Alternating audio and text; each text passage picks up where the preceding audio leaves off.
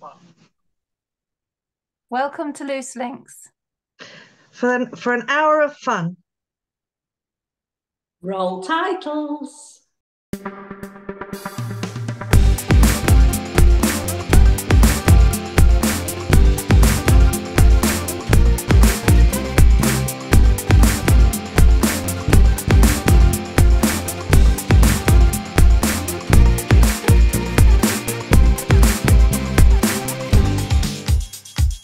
good evening. You don't know how long that took us. Good evening and welcome to this week's Loose Links. Joining me on the panel, Nicholas James, she's back and she loves it. It's Mandy Stannard, Rachel Penny, and the boss of the lot is Sue Craven. As we talk about this evening, we discuss a man that loses everything, and I mean everything, down to weather and an earthquake. But we talk about this evening climate change. Do we ever think about it in our own lives, and should we be doing more? Also, a counsellor in news this week has been sending out a survey, but with personal information on, potentially breaking GDPR. So do we think about our information and where it actually goes to when we sign up? And we are doing inspirational people for the next 4 weeks. So we have a guest panelist on this evening, which is Kaylee Packwood, as she joins us, as they join us this evening to talk about the life as a non-binary person, but also tells us about that whole journey. We've got lots of questions to ask. All that on tonight's Blues. Good evening, panel. Hello. Hi, how are we? Mandy, long time no seen. How are you doing? All right, thank you.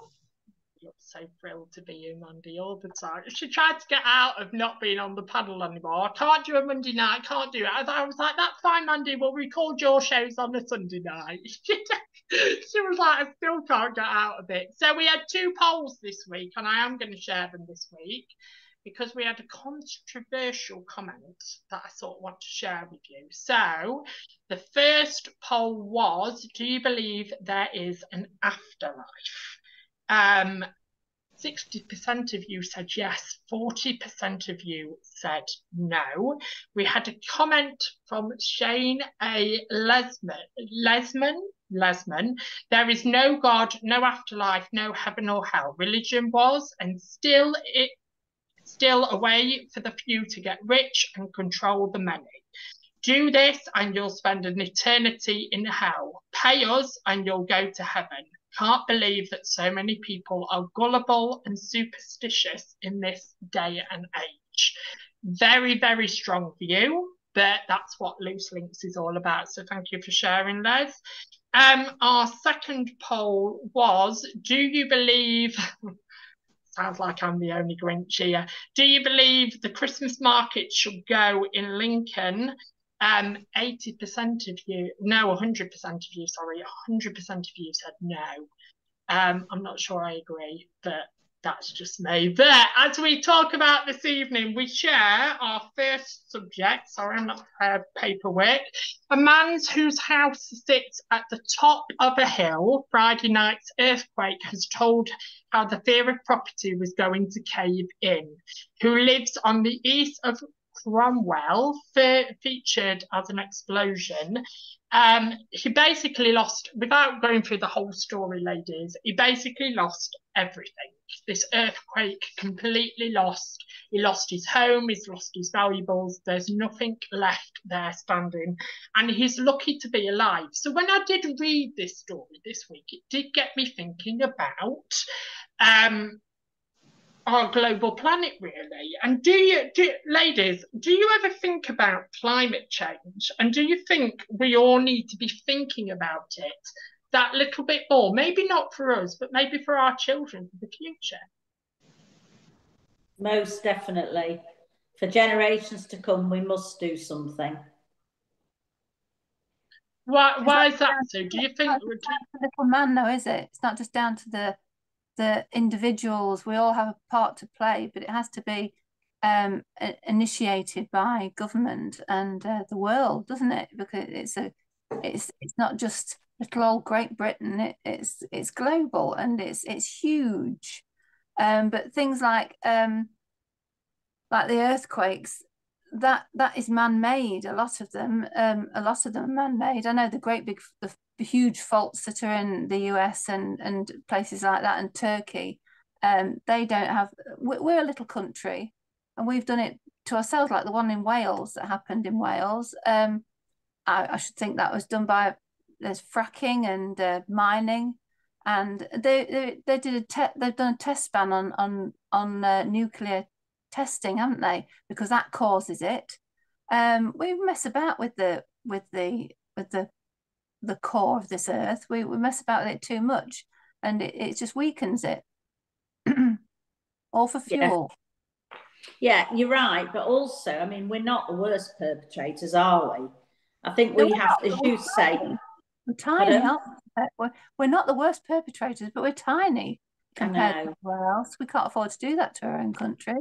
No, I think, like you, I do think we have to play our own part, because I know it's not much, but hopefully it'll just do a little bit to help. Do you think, Mandy, we're doing enough at the moment No, not really. I don't think any of us are. I mean, what I don't understand is that you've got multimillionaires spending millions of pounds to have a race to have the first domestic rocket in space, and Elon Musk trying to get to Mars and live on Mars because the Earth isn't going to last. And I think they spend all that money on technology and information on how to help, against climate change, and maybe, feed people in a different way or better way. I don't understand why they have to spend the money, even though I've got family that say space exploration. Not against space exploration, because it's brought in a lot of technology, but we've got that now. Why is there a race to continue with that when we need people to sort of look at the earth and find ways to help everybody. Here and now. Line their own pocket with more money, with rich people who can buy a ticket to go up to the atmosphere and down again on a joyride, for Christ's sake. Yeah. I mean, if you've got that, don't get me wrong, it'd be lovely to have that much money that, I didn't even have to look at a price tag, not just on a pair of jeans, but on a holiday or a bloody flight to the ether and back. Wouldn't it be everybody to have that sort of money? But what's the point of having that sort of money if there's nothing left for your children, your grandchildren, your great-grandchildren? I don't know. Maybe I'm talking because I haven't got that sort of money. So maybe. But the thing is, I think I slightly agree with Sue, where Sue's jumped in and said about we need to be looking at ourselves as well, because again, we're very good as a society of saying, well, this person's got this money, this person should be doing more of this, and actually we never look inwards. We never look inwards of what difference we can make, and it's stupid little things, isn't it? It's absolutely ridiculous things that we're still not very capable of doing. Now, I'm not saying that on the panel this evening, these people do this, but actually, how many people take recycling like properly? And I can say, honestly, as an honest person, I've got one bin at the moment, and everything goes into that one bin. I'm not recycling. I'm not putting in the brown bin. I'm not putting in the black bin. I'm not doing my part.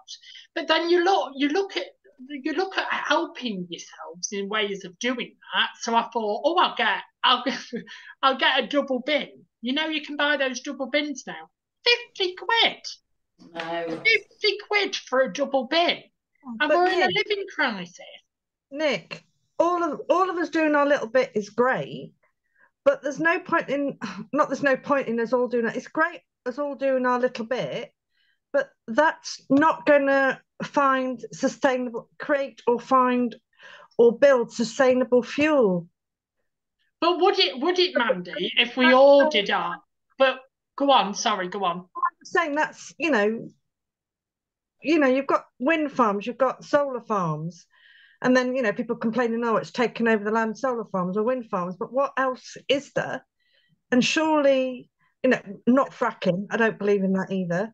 But there's sort of like, there's got to be ways, you know, why hasn't, you know, the multi-million rich looked at ways to create fuel? Because it's not But Amanda, you're doing what everybody else in society is saying. So you're basically saying they need to be doing more, and I completely get that. I completely get why.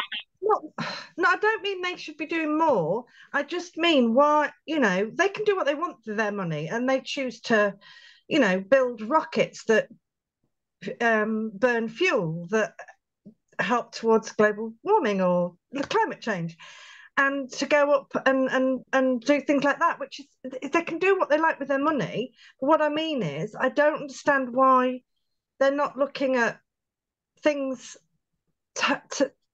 on Earth, you know, on terra firma, not up in the skies. I mean, I'm not saying we shouldn't do our bit as well, but what I mean you can always tell when I'm ready to talk because I'm moving my feet so much. I just think if everybody in the UK did everything they could, you know, even if it's a little bit, it would just, it's a drop in the ocean. When I agree with you, man. Because just, you know, driving in their huge guzzling cars, in their huge yachts that are bigger than 6 houses put together, which again, they've got the money, they're entitled to do that. All I'm saying is that, you know, the multi-millionaire, the top 1% of the top 1%, you know, that have that amount of money that they can, you know, that it's like, if it, in comparison, if I had that spare money, I might go and buy, I don't know, some craft materials to, you know, because that's my little, you know, bit, that's what I like doing, you know, or maybe have my own little shop business or whatever. But their pocket money is spent on trying to, you know, reach the stars. Preserve the planet that we're on rather than trying to invade another one. Yeah. But in the same respect, I get what you're saying, Mandy. I completely get what you're saying. But what I slightly disagree on something which you won't be surprised on. But I slightly disagree, because if we all go around saying what you've just said, saying, well, actually, we can all do our little bit, but actually, does that change anything? Well, actually, if everybody out there did their little bit, rich or poor, everybody out there did their little bit and worked hard on concentrating about recycling, on saving water, on saving energy, and it would make a difference. After a while, it would make a difference. But I feel like, you know, where they say charity begins at home, I believe, well, climate change begins at home. Climate change starts off from your own front room, starts off on how much you are doing at home. And we can't just pass it on to the rich and famous. And now I know they earn a lot more money, and there are some people out there that have been born into the celebrity world. But in the same respect, there are lots of people out there that have worked damn hard for the money they get today. And how much they have earned, and how many hours, we don't know. Like we often say in press, don't we, or anything like that, when a well-known celebrity has been like on an adventurous holiday or this, that, and the other, look where they are, look, we're all in crisis, but they're here. But how hard have they worked to get to that point? We don't know that. And I feel like society sits on judgmental seats so much nowadays. Well, actually, it's their doing, it's their fault. They need to work harder, they earn more money. Actually, let's work on ourselves first. Let's look at ourselves. What can we do to make a difference? I've just said, I don't. Do you know what I mean? I've literally just said all into one bin. And I have been doing it for like 2-3 weeks now. So and I want to make that those doers then, Nick? How much are you undoing with your household waste a year? Massively, yeah, massively. So, you know, so that is quite a criminal thing to do, really. Compared, it's killing this world. It's killing our world. We've got to do this recycling. We've got to do it. It's, as you say, tiny steps. leads to bigger things. And that's what I think, and that's why I think we should be doing it. You're undoing what I do every week, because whatever goes into, do you ever put a recycling bin out? Yes. You do? Yes. And has it got? I'm not saying I never do it. I'm saying I'm not amazing at doing it. Well, you're going to start getting amazing, I think. I feel like I've just been told off by my nan.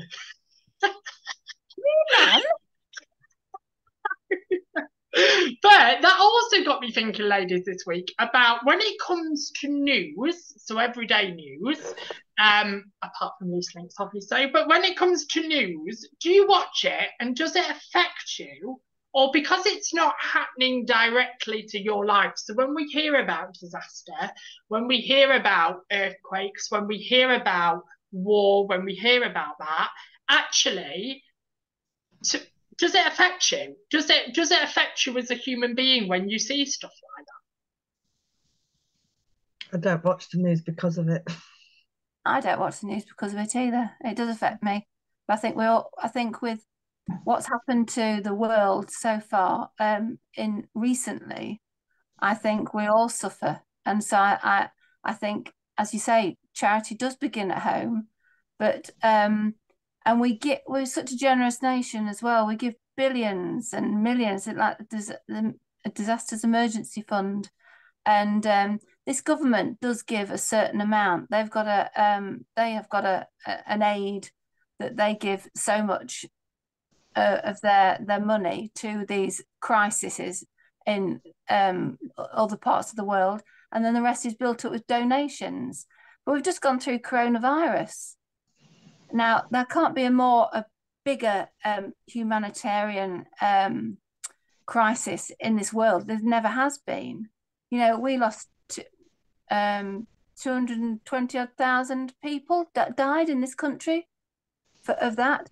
No other disaster that I can see at the moment in recent history has lost that many people.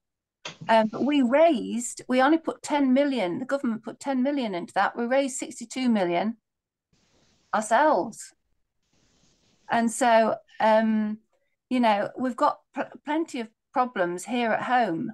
I know there's a lot of people that there's ongoing funds throughout the world where people are still having to have shelter through the disasters, like an earthquake or a flooding, like Pakistan and where have you, and Afghanistan, and where they need shelter, food, and clothing and water.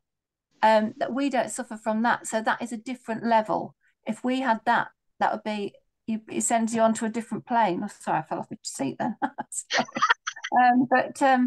But it's we don't live in a third world country where we're scraping for water. We're lucky, we're very lucky, but we still have our own problems, but we're still generous. You can only give so much, your little household can. Yeah.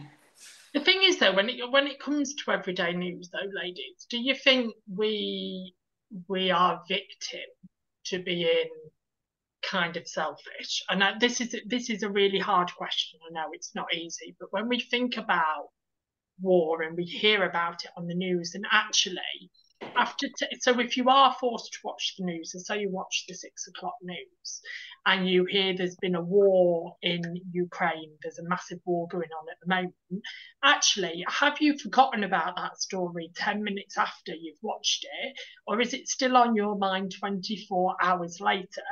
And are you thinking about, as a person, as an individual, what you could do in any sort of way to help those people that are desperately crying out for help? Or do you think we just fall into our selfish brackets?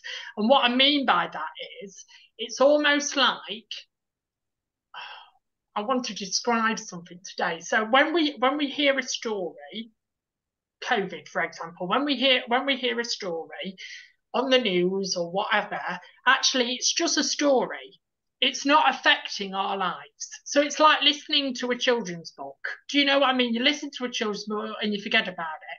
But actually, because COVID affected us and affected our own lives, obviously we're in the midst of it and we were suffering from COVID and stuff like that. But when you hear of something of a story 1,000 miles away from where you live, is that on your brain in the next 24 hours, or have you forgotten about it? No, things like Ukraine and flooding around the world, we do our best to accommodate a lot of people to try and help them. And let's face it, the Ukraine affects us. It is affecting us now big time. So we are doing our bit.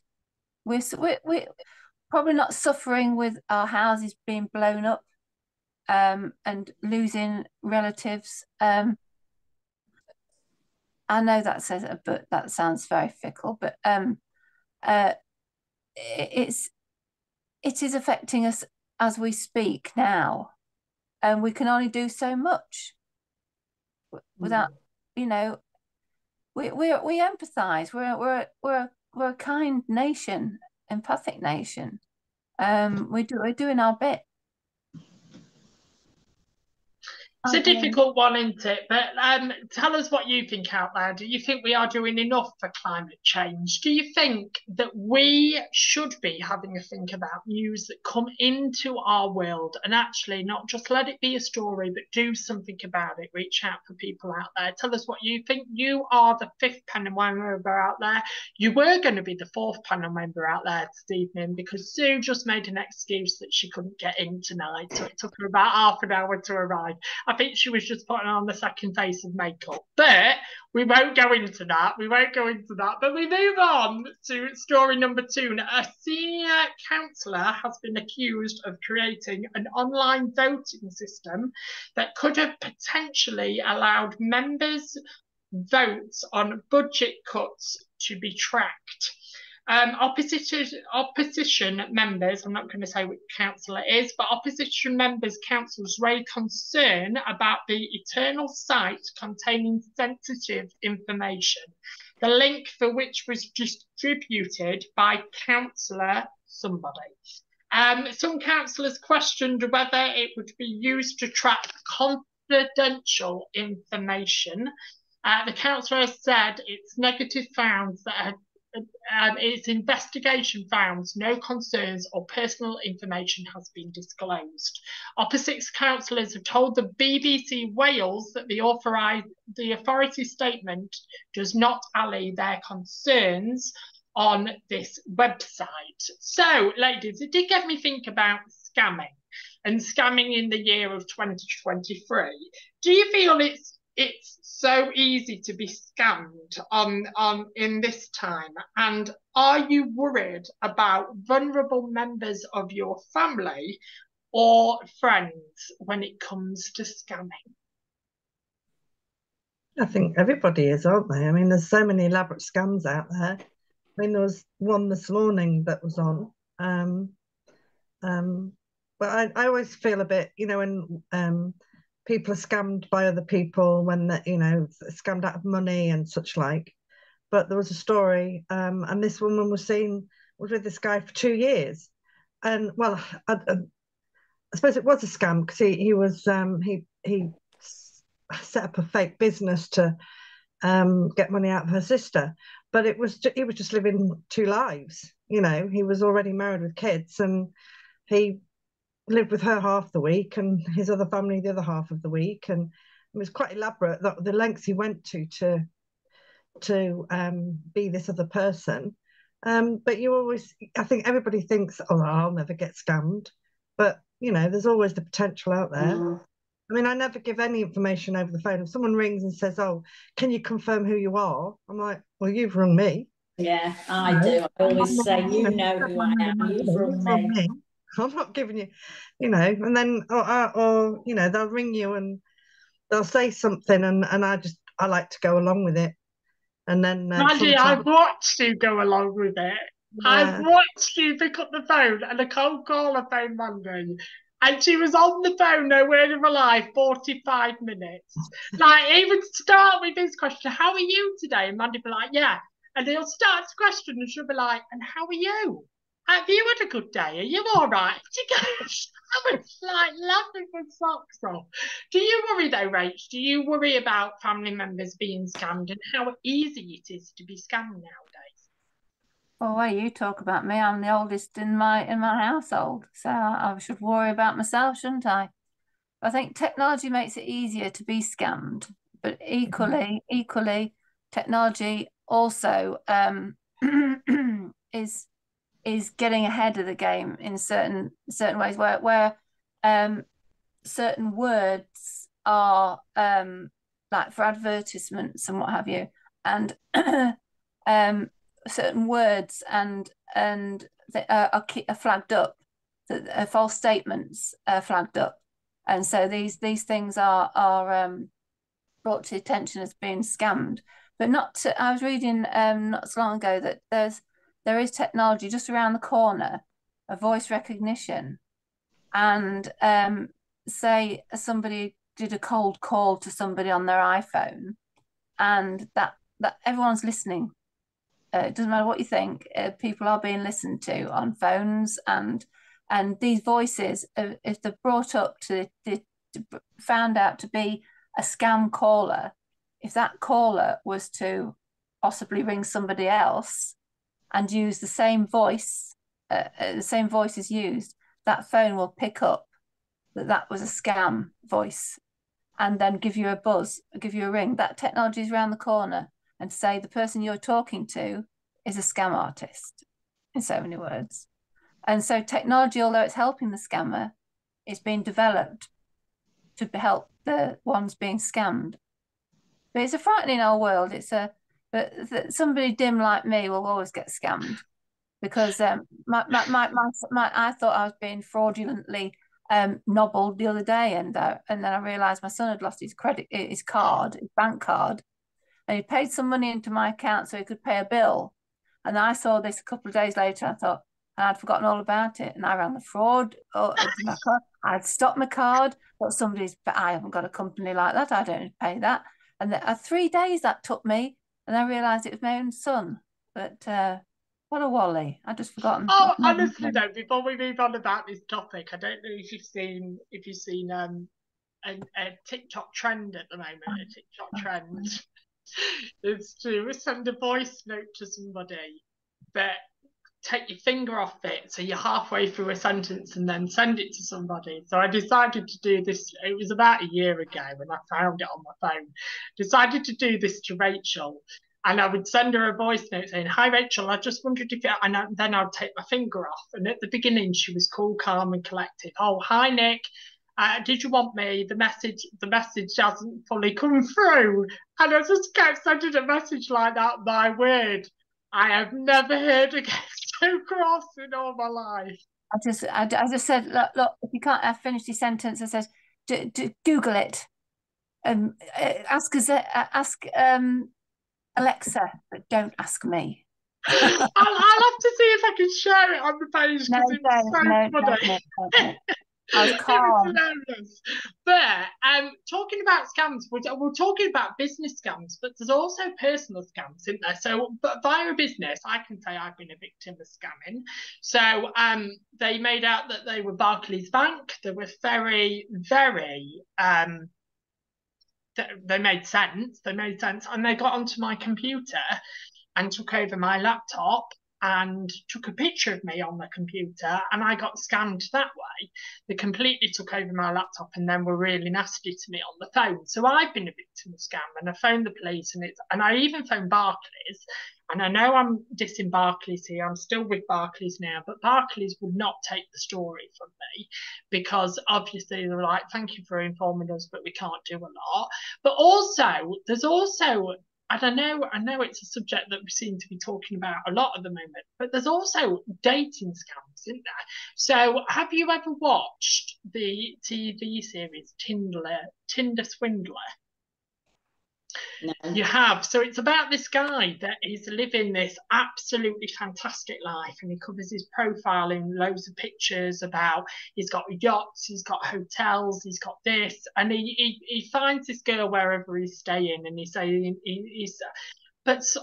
so he says he says he's in America, and he finds this girl, and she's only like 10 minutes away. Come meet me. And this girl goes, meets him in the hotel, and he gives this luscious lifestyle of what he's doing and what he's got and all of this. But there were points of it where I thought, why would you do that?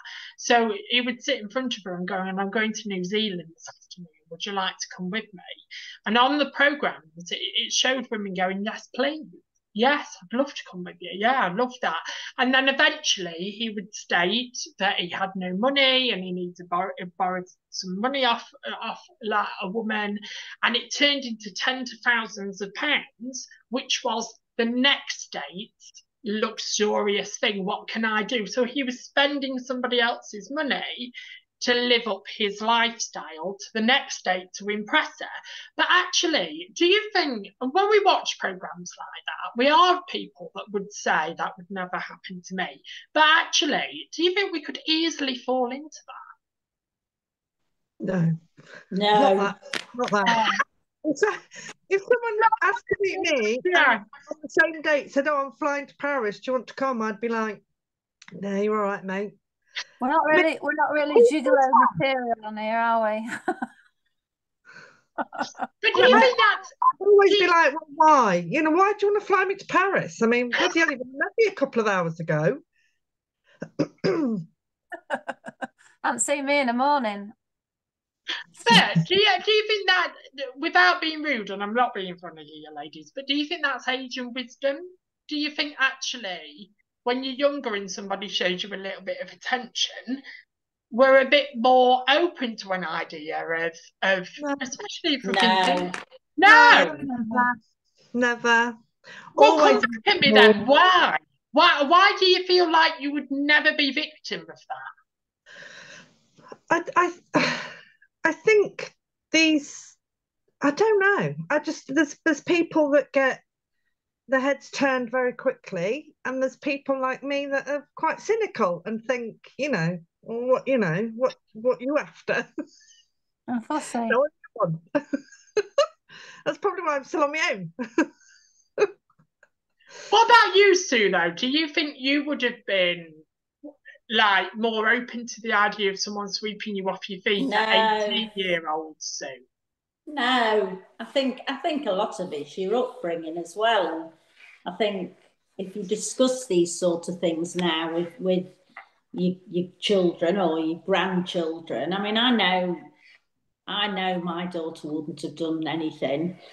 I think she's already quite cynical, and I think it's I think I've always fairly had my feet on the ground, and I wouldn't have been swept off anywhere. As you say, I think straight away I'd have said, oh, what's your motive? What's the ulterior motive? What are we taking or what are we doing now? I wouldn't.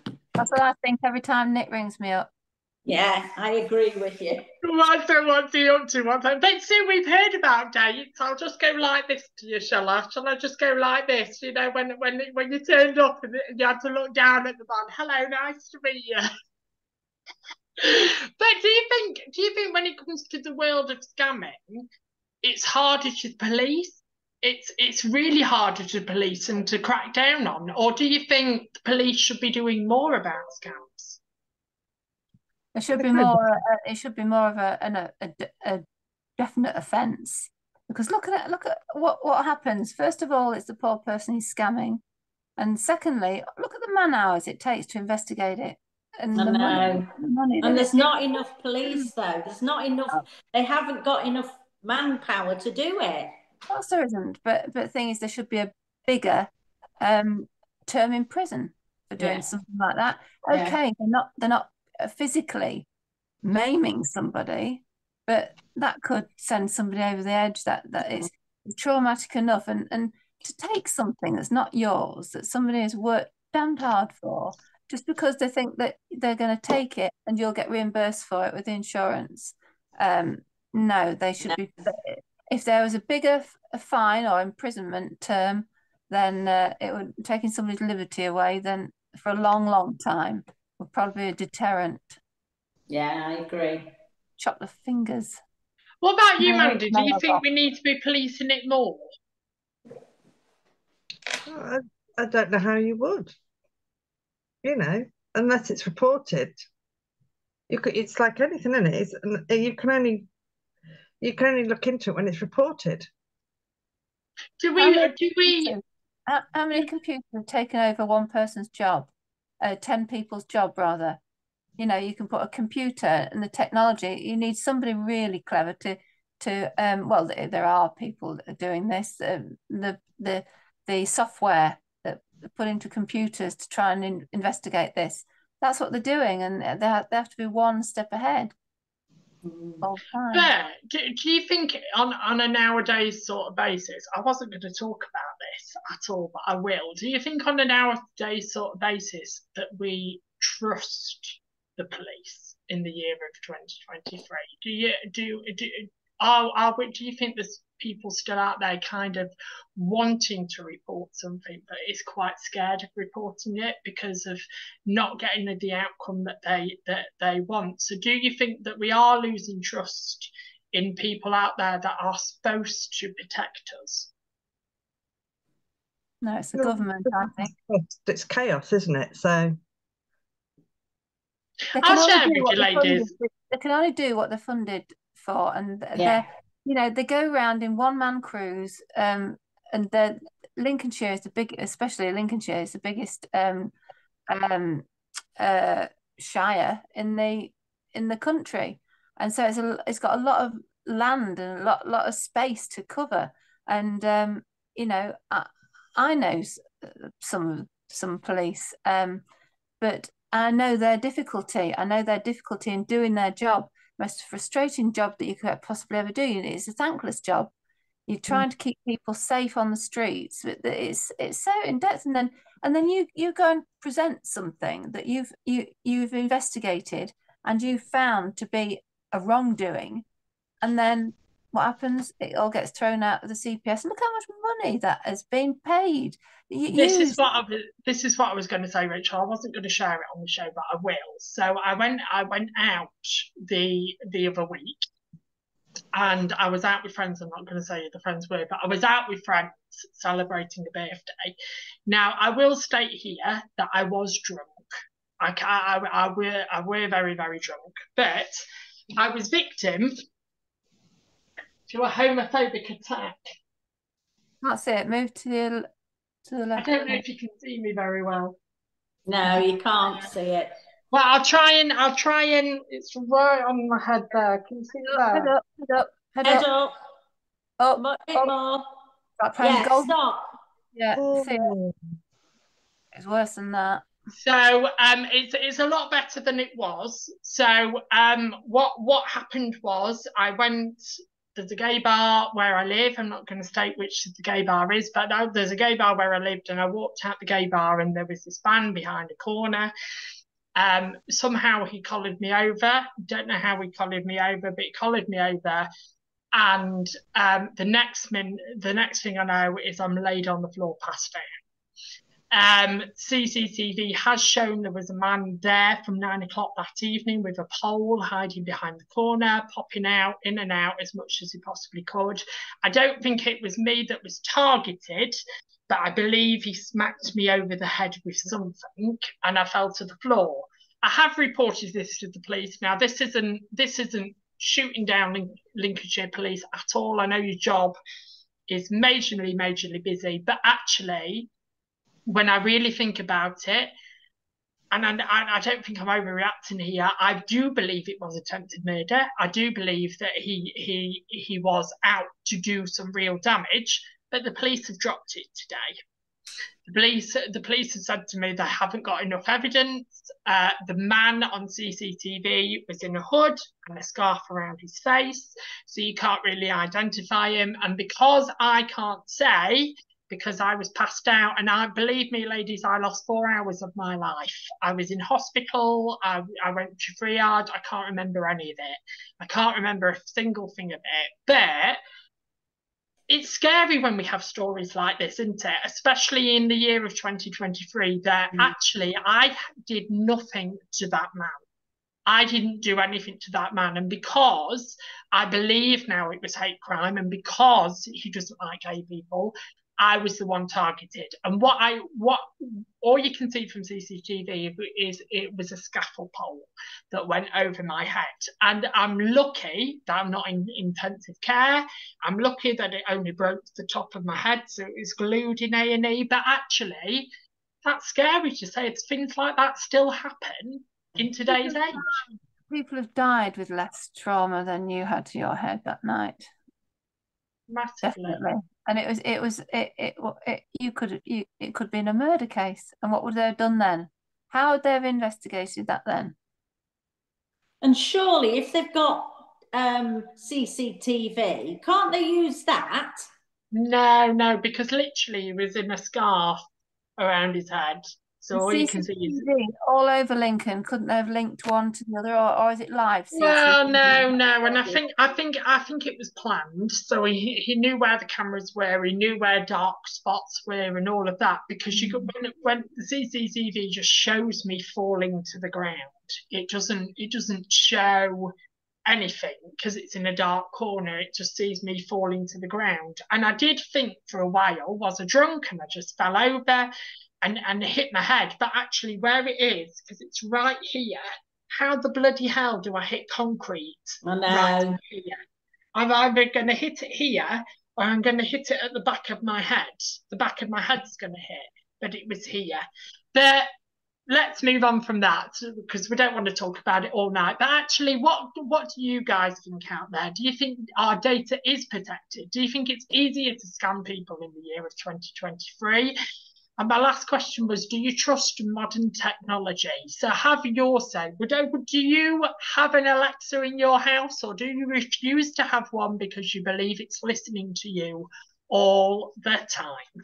Let's move on to our next topic, ladies. So topic 3, woman on a trip of a lifetime was left fighting for her life when a dolphin nearly bit off her foot during a wild swim. Claire, by 28, was swimming in a river in Santa Rose when pink river dolphin suddenly sunk its teeth into her right foot. After trying to get free, she screamed for help, and onlookers frantically attempted to pull her out the window. Pull her out the window, pull her out the water. It was 20 seconds before it gripped and swam along, allowing Claire to climb out of the water safely. But that did make me think about wildlife.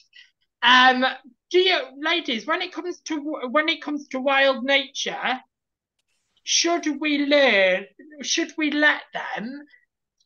When it comes to wild nature, should we leave them be? And do you feel that this is cruel? So when you can swim with sharks and swim with dolphins and have an experience on safari and all of that, do you think actually part of this is cruel and we should just leave wild to wild? Yeah. Well, you know, that's the end of that subject. Let's move on. Not really. Come on, Mandy. Why do you think we should leave it alone? Well, no, because so many creatures are extinct, so many animals, you know, are on the brink of, and I don't know why. Well, you know, I mean, if a dolphin's attacked a human, they're pretty kind creatures, apparently, aren't they? So, you know, obviously things are happening where the ocean life aren't happy, you know, that you know. Their oceans probably mistook her foot for something else because it's in its own territory, wasn't it? It was his own. She was in the river with it. It wasn't like it was in an aquarium. But I think it's okay to go and look at and view the animals in their own environment as long as it's carefully done. But I think it's ridiculous when you bring chimps into your house and things like that. Where I listened to it was awful. I watched a TikTok thing. It was just a recording of a 911 call in America where this woman says that a chimpanzee's got hold of my friend and it ripped her face off, and it was blooming awful. And and they're attacking it. She said, to get it off it, shoot him. She wanted to shoot him. But this poor chimp. Why would you allow a chimpanzee in your house? Why? Well, the thing is, a chimp, they grow, they're huge, and their teeth are massive. They're that long, the front teeth. Why would you expect, it might have been grown up from being, tiny, but still they're wild animals. I know we come from chimps, but, or we're supposed to come from a chimp, but we've evolved a bit. A lot more than the chimp than most, but I won't say who that is on the panel. Do you agree, Sue? Do you agree, Sue, with wildlife and leaving wildlife on its own? I think it's nice to go and look, but as we say, from a distance. Massively. We're not going to spend too long on this topic this evening, ladies, because there was another 2 questions, but we've got one final topic before a guest comes on this evening, and I really want to throw this in. So that was that's the shortest subject we've ever had on Loose. But mum rages after husband jets off on a stag weekend, just weeks after she's given birth. So a mum has been left fuming after her husband told her he's heading off for a mate's stag weekend just weeks after she gave birth, leaving her alone with the children. Many of us will know how exhausting being a new parent can be, and if you have the help of your partner or another family member to take some of the weight off your shoulders, it can make such a difference. But one woman has been left fuming as her husband after he told her he's I can't speak tonight. He's to jet off on a holiday with his mates for a stag weekend just 6 weeks after welcoming their second child together, meaning she will be left to take care of the baby and the 2-year-old. Ladies, I'm sure I'm going to be outvoted on the panel here tonight. Ladies, do you agree with the man? And would you be happy if your husband or partner did that to you? No. No. But, if it was to happen to me now, with hindsight and my age and acknowledge, I would quite happily let him go. And then when he got back, I'd be going. As soon as he walked through the door, I'd be like, right, I'm going away for a week. Even if I had to just go and stay at my mate's house, I'd just go. And if he said, well, I've got work, he said, well, you work out. It's your children, you work out the childcare. I'd be off, mate. But when I was younger, maybe not. If it happened to me now, it'd be a flipping miracle. But yeah. I wouldn't stand for it. But the situation might not be as clear cut as that, might it? It might have been his brother or something, and she said, you go on your own, my darling, the baby's come too early. Well, yeah, it could have been booked months ago. If it's a stag weekend, it's been booked for ages, hasn't it? What about you, Sue? What if you've just given birth 2 weeks after your husband said, I'm off for a stag weekend, I'll see you soon, darling, take care, I'll be back on Sunday night at 7. His bags will be on the doorstep waiting for him when he came. No, I think you don't know the circumstances, but I just think, the forces men have to go. They have to go away, or they're on detachment or whatever, and they have to go away and go on duty.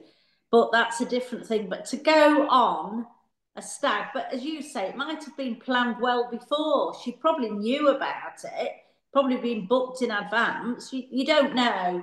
I think if it just upped and off, then I would say no on your bike. But I think if it's been planned, you've got to realise. But then again, he should probably think, depending on how the baby was, how the birth had been, you'd wonder whether he might have second thoughts and say, oh, look, I'm going to stay.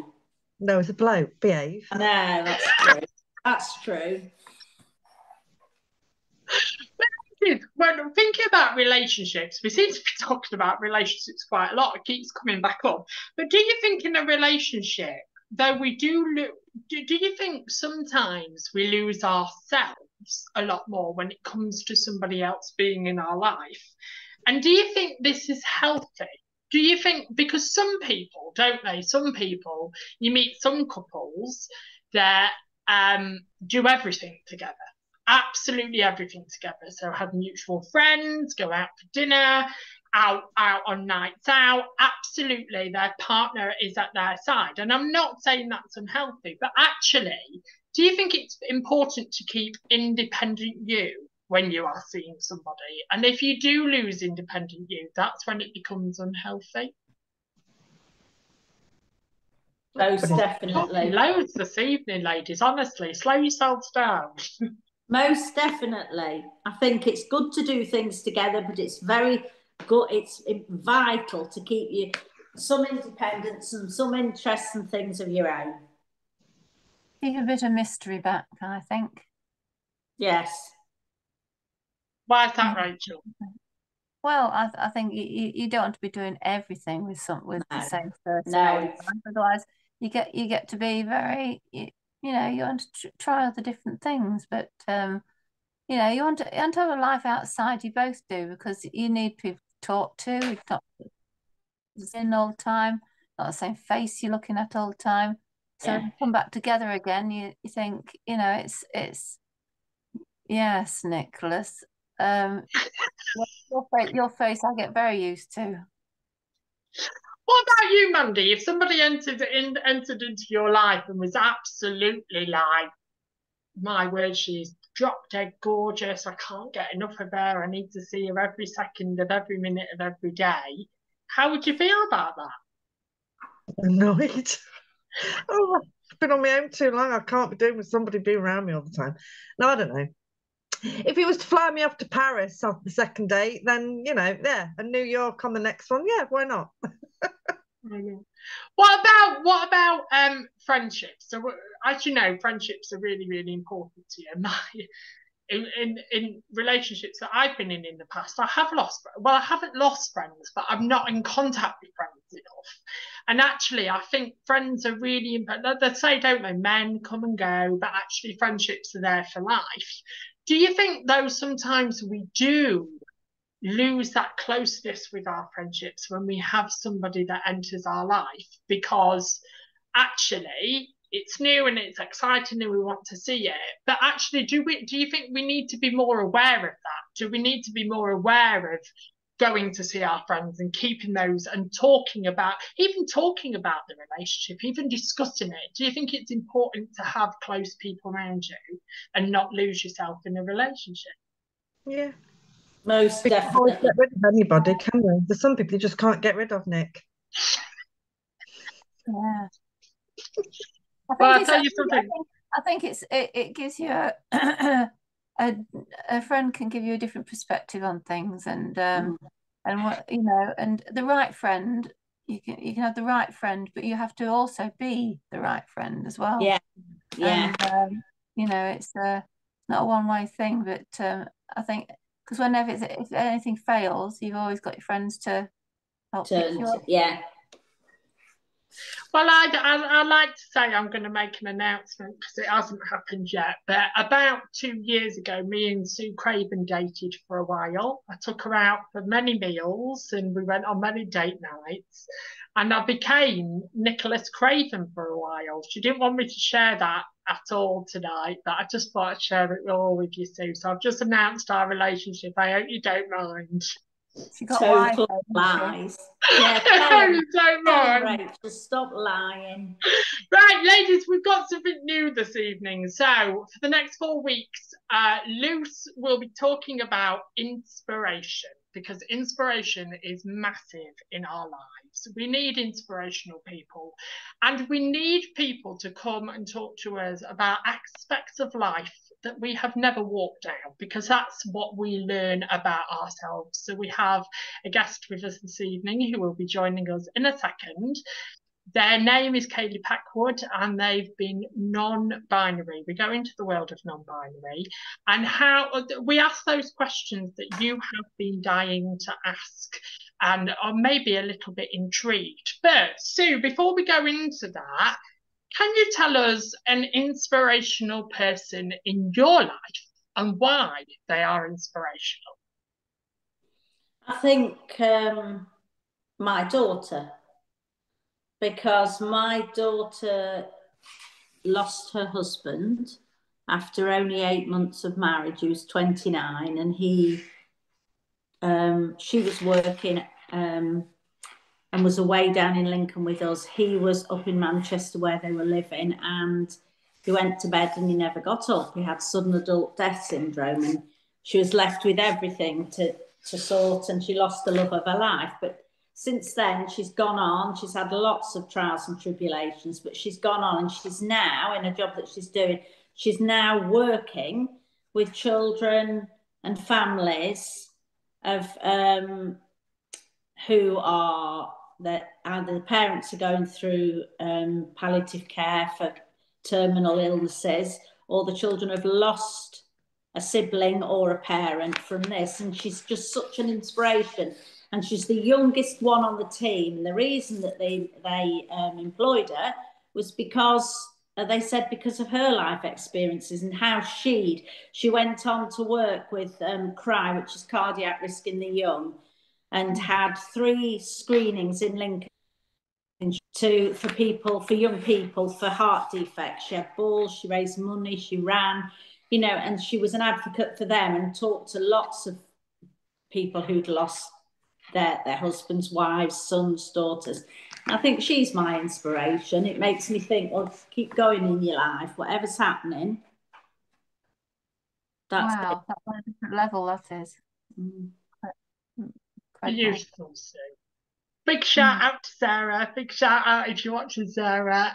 That's really, really lovely. Thank you for sharing that, Sue. So we invite Kaylee on. So I'm getting it wrong already. They will be joining us in a second to talk about oh, here they are. Good evening, Kaylee. Hello. Thank you for joining us this evening. My pleasure. I'm really excited to be on here. Thank you. So we're going to ask Kaylee a series of questions about being non-binary, and hopefully make non-binary a little bit more comfortable for viewers out there. So I think the most important thing is, I'm going to throw it off a little bit, Kaylee. I think the most important thing for anybody that hasn't walked down a road and is a little bit more intrigued and sends away ignorance, do you agree that actually to be questioned, to be asked, to be understood that little bit more helps? And does it make you smile? Honestly, that is the way to do it, because the only way we learn is if we ask questions or go through an experience or meet somebody that does teach us about something that we don't know about. And ignorance isn't necessarily a bad thing. It just means you haven't learned about a topic yet. It just means that you haven't had that opportunity to grow your knowledge on something. Massively. So, Kaylee, what is non-binary? Okay, so non-binary basically means that you're out of the binary of 2 genders, meaning male or female. And it's quite a broad title to have, actually, because no 2 non-binary people are necessarily the same. It can mean a mixture of, you don't feel like you have a gender, or you have a mixture of both genders, i.e. male and female, or somewhere completely in between. But for me, it means that I don't feel like I have a gender. I've never related to gender. And as much as I am born in a female body and I don't necessarily hate that, it just means I feel exactly the same if I was born in a male body. Fantastic. So yeah, and how this, and I find this difficult, not talking, but like talking to a non-binary person, what language should we adopt? Because like Nick's tonight already said a couple of times, or she, it's awful, because I know it's they, but does it offend? When, like, I would probably do it. I wouldn't mean to offend. I wouldn't mean to. If I said, I don't know, let me think how it's she or whatever. I know it's they, isn't it? Yeah, so they, them, and theirs are the pronouns that people that are non-binary generally use. A few of them do mix she and they, or he and they, because they might identify a bit more on the scale of one end. But they, them, and theirs is generally the genderless pronouns that people feel comfortable with. For me, if somebody were to say she, it might sting a bit because it doesn't sit right with me. But um, using they, them, and theirs is not actually out of the language that we already use. If you were to talk about a stranger on a street, you refer to them as them, or they did this, they did that. It can be used singularly, but I understand that it is really adapting your language because you're so used to processing people are like, oh, all right, they're a male, they're a female, so therefore I use he or he. It's honestly completely understandable, and I don't feel any anger towards people that get it wrong, because at the end of the day, they're relearning to use their language at the basics again because of non-binary people coming out all of a sudden. So don't feel bad if you do get it wrong. The only thing that people that use different pronouns would ask anybody of is just to correct yourself and just move on. Yes. Because they understand that you're only human and we're all going to make mistakes. I still make mistakes, even with my friends that are non-binary. The odd time I have used the wrong pronouns, I'm like, oh, sorry, I'll just use this instead. And then you just move on. Because at the end of the day, we are humans and we do make mistakes. Yes. Do you think though, Kaylee, as well? Because how old are you now? I'm 27. 27. So do you think it's pushing society as well? Because I'm 32. First time I've admitted that. I'm 32. But if I said, as a 3 to 4 year old little boy, and I said to my mum, oh, look at them over there, my mum would slap me over the head and say, them have got a name. So do you think we're pushing against society and breaking that spell of society and trying to make us rethink all over again? Yeah, it massively is making people rethink again, because I understand it at the same time, because people that are male and female and use he and she pronouns have every right to, use those pronouns, and they're still proud of their gender as well. And obviously they've got a right to their identity and how they'd like to be talked about.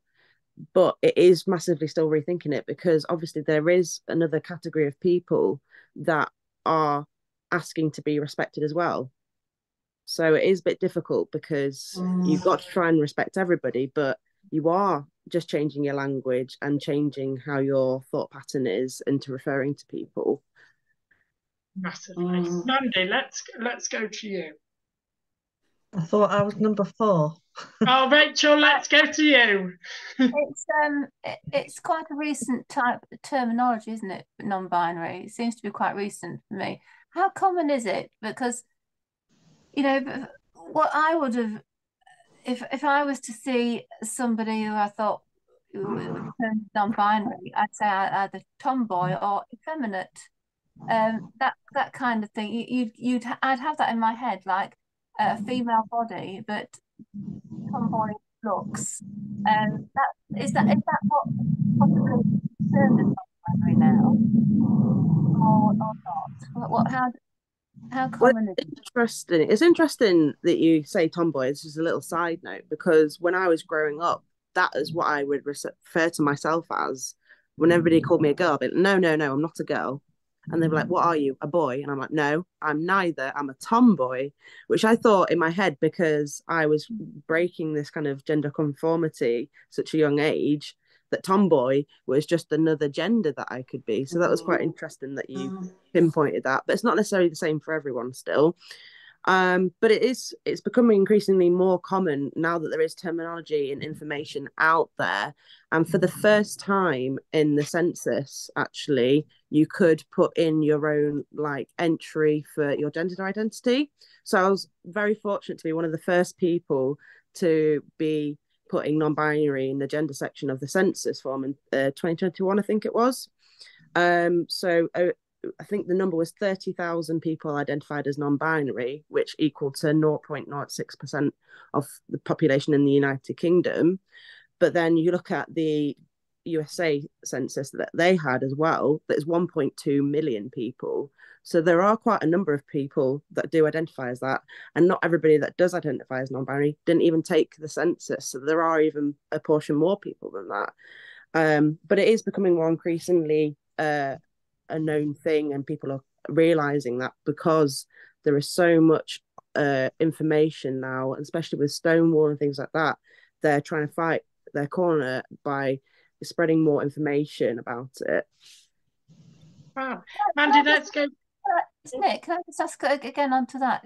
Just a little one. I believe that to be gay is never a choice. I believe that. But to be non-binary, do you choose to be, how does that work? Do you choose to be non-binary? No, I don't choose to be non-binary.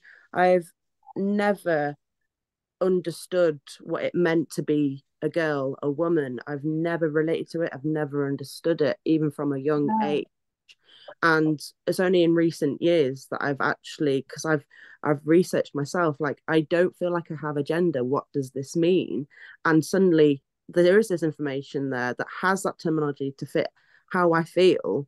I didn't choose to do this. Like, I just wholeheartedly believe that I was born this way, or even if it's not a genetic thing, even just growing up, maybe in my brain something just did not click. It's just who I am. Yeah. Thank you for sharing that, Kaylee. Mandy, let's go to you. Well, I mean, I've got my question here, but on a side note again, when you talk like Nick, you know, coming out, I suppose, telling everybody how you feel, for want of a better expression, what you are. I can't wait till we get to a point where nobody has to. Everybody's just accepted for what they are, and you don't have to be asked or have to say. You know, it's just you are what you are. It'd be great to get to that point. But there's one here. Have you told everyone that you are non-binary? And if not, why not? That's the question. So I haven't told exactly everybody that I know in my life that I'm non-binary, purely for the fact of some people just don't understand it, or they find it difficult to retain information.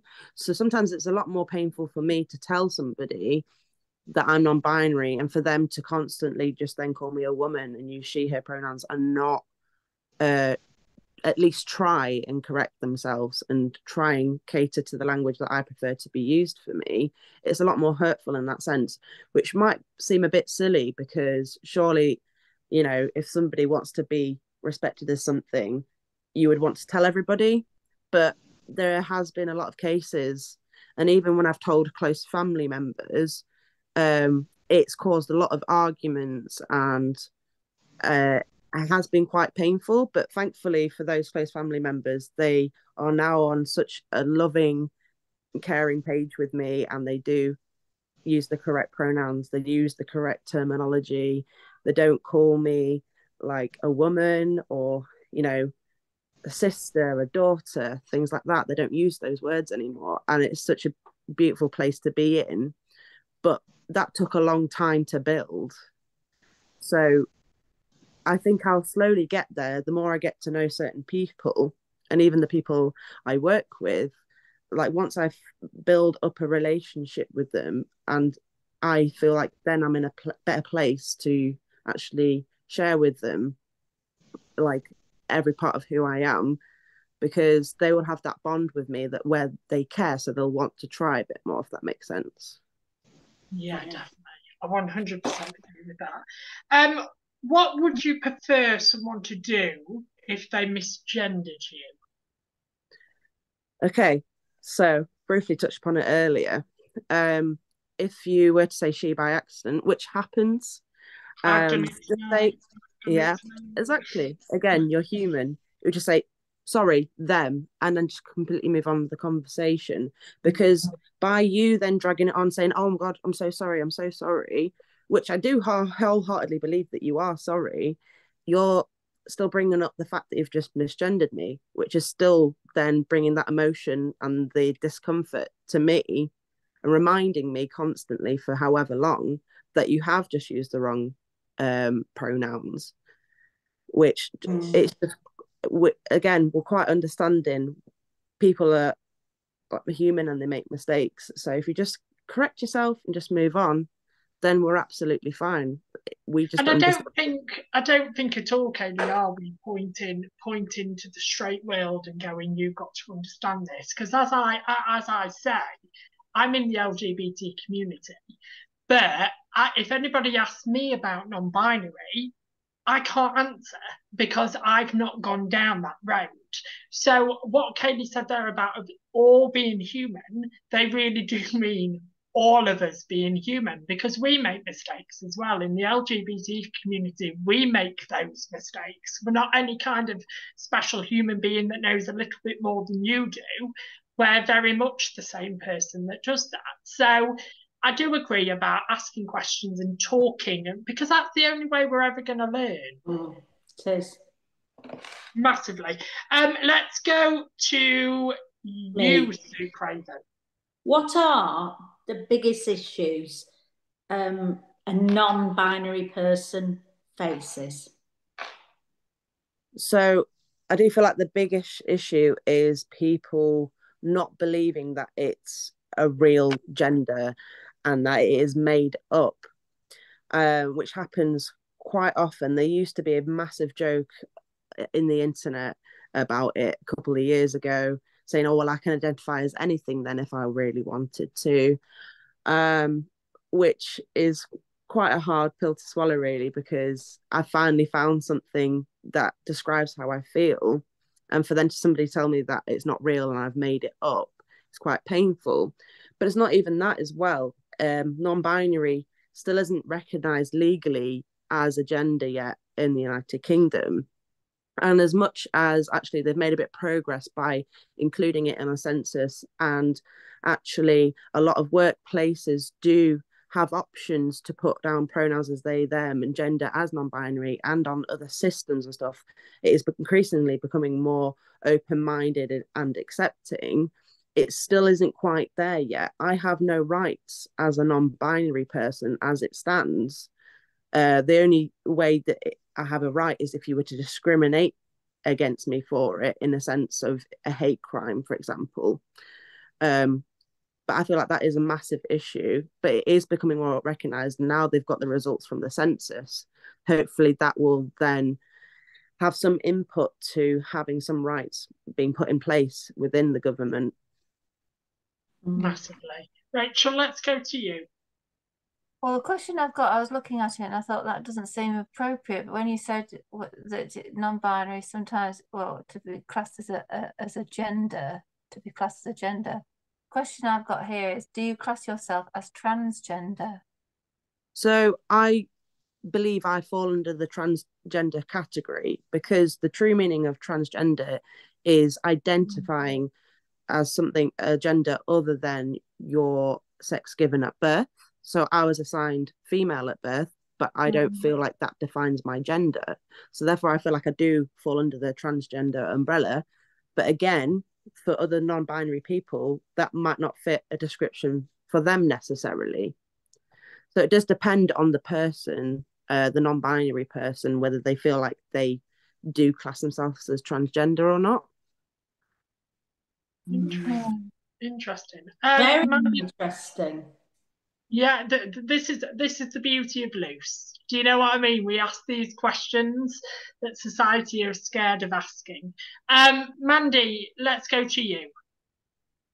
It says, could you explain what gender dysphoria is, and do non-binary people suffer from it at all?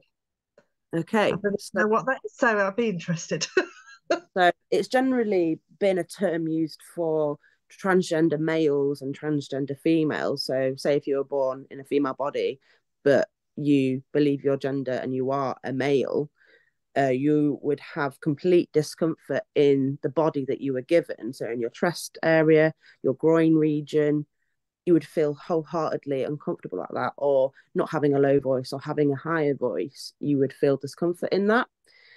And again, it does depend on the non-binary person and how they perceive themselves, whether they might feel uncomfortable with those things. So for me, I don't necessarily dislike the body that I'm in.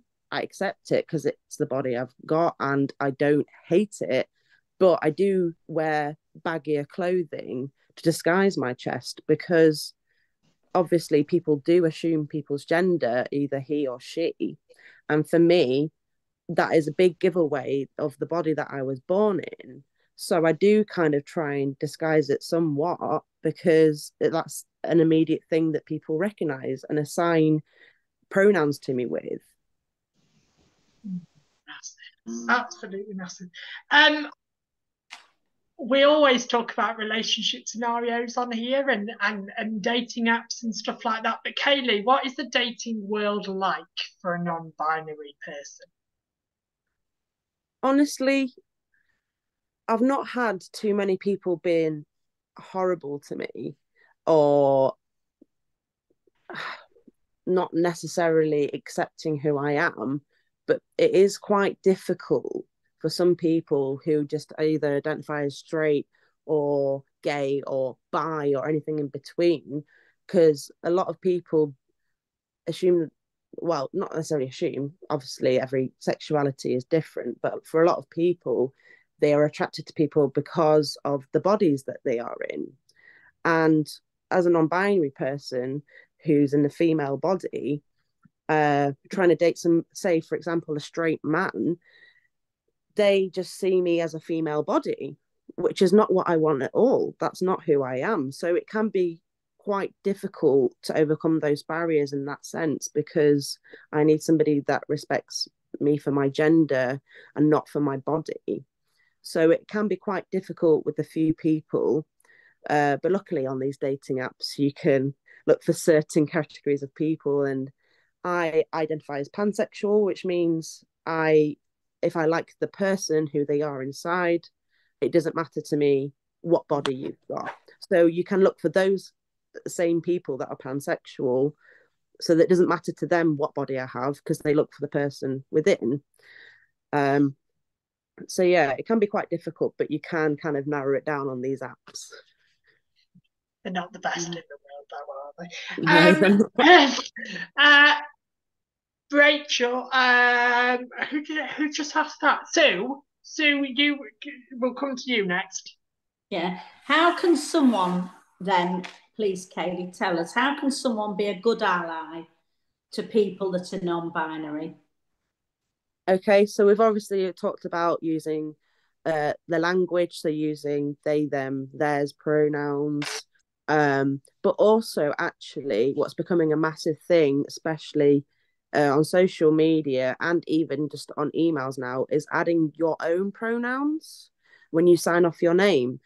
By doing so, you are, demonstrating to people that you can't automatically assume somebody's gender, and it normalizes it for people that want to put different pronouns next to their name. So, could you give us an example, Kaylee? So, do you identify as a woman and using she, her pronouns? Yes. Yeah. So you would write Sue at the end of an email and then put in brackets she/her. So, but then it just normalizes it and reminds people that you can't always assume what pronouns or gender somebody is. That's good. Yeah. That's good to hear. And my final question is, how do you know if somebody is non-binary? Okay, so this is the biggest question I have ever been asked, and a lot of non-binary people have been asked, because again, we do automatically assume somebody's gender, and you can't go around being like, well, I can't assume that everybody's non-binary just in case. So if somebody appears uncomfortable or you're quite unsure, you could always ask a person, by the way, what pronouns do you use? But I understand that's not always going to be a comfortable thing for people to ask, because it can be quite awkward in doing so.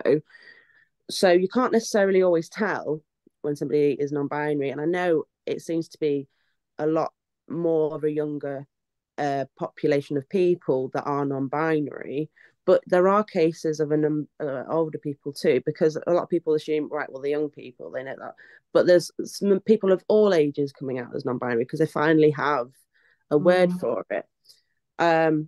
So if you do feel comfortable, ask that, and if not, try and just use generic genderless pronouns, because they're not wrong in the English language to use they, them for anybody. I know it feels uncomfortable because you're used to saying it in a plural sense, but again, you can use it singularly, and that is why, you know, we can also use it for pronouns for us as well. So just adapt your language. And again, just if you were to meet a group of people, instead of saying ladies and gentlemen or guys and girls, you could say guys, gals and pals, or everybody, or folks. Yeah. Hey, folks, how you doing? And that way, that just includes everybody. Could I ask another question, Nick? Could I ask another question? Nick? Yeah. Kaylee, you said earlier that you would be attracted to the person within rather than the actual physical form. So would you be attracted to somebody that wasn't non-binary? Yeah, absolutely.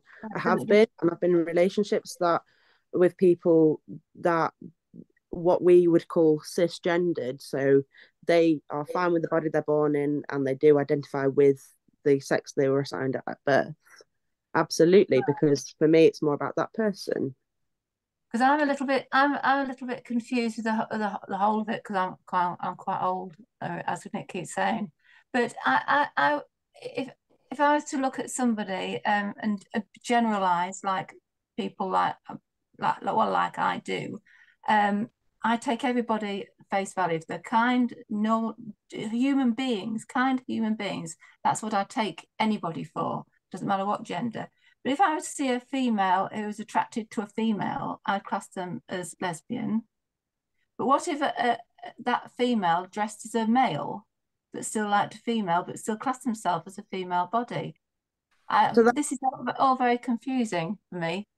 Okay, well, that's fine. So there is ways of dressing that doesn't necessarily conform to a gender, because for a lot of people, even if you don't dress stereotypically masculine, clothing to a lot of people nowadays isn't necessarily gendered. And I understand why there is some segregation in clothing, but I've met people that look more stereotypically male but still say they are a female and they were born in a female body. It doesn't mean that they are any less female. It just means that they just don't conform to the stereotypes that society has given them with the clothing that is available for a male or a female. Yeah, so it's all up here, isn't it, with me? Really. And you know, Kaylee, on your GP records, what are they good? Is the GP good, or like when you went to hospital? It must be so hard, because they must look at your records, and surely on your records it says female, does it? Yes, it does.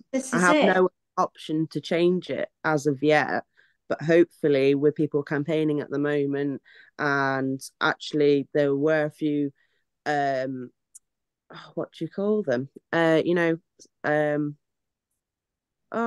you sign something and it has to legally take petitions. Petitions. That is the word. Yeah. Thank you.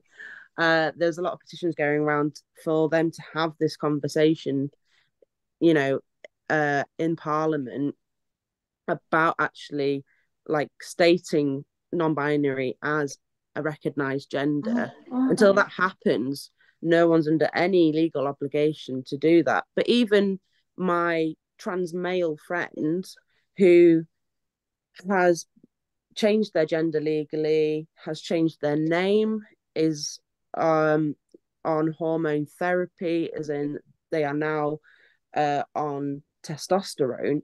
Even then, on his records, it still says female because that was the body he was born in. So I think it's a lot more difficult, especially in medicine terms, because you are either generally biologically male or female, obviously hermaphrodites being the rule of exception. So they only really look for that because they just need to know that in terms of the medicine they're going to give you, because biology. Yes. Kelly, we could talk to you all night, but thank you for being the guest on the show this evening. Thank you to viewers. We've had a bit of a longer show this evening, but I really didn't want to cut it dead. Can you thank our brave first guest, an inspirational person that we've had on the show, which is Kayleigh Packwood. Thank you so much, Kayleigh, for the information and you've shared this evening. I know it doesn't seem it, but for a lot of people, it will help a hell of a lot of people, the interview you have done this evening. So thank you very, very much. You're welcome, and thank you for you guys too. You all been so lovely, and just thank you for giving me this platform to actually have this discussion on, because it's very important to actually discuss it, isn't it? Definitely, 100%. So thank you very, very much, Kayleigh. You were absolutely incredible. Thank you. Can you thank you for staying tuned with us? Thank you for staying in tune with us on our extra long show this evening. But can you thank my panel? Can you thank these folk for this evening that have joined me on the panel this evening? Joining me, Nicholas James, was Mandy Stannard, Rachel Penny, Sue Craven, and the beautiful Kayleigh Packwood. Thank you very much. We'll see you next week. Take care. Bye-bye. Bye.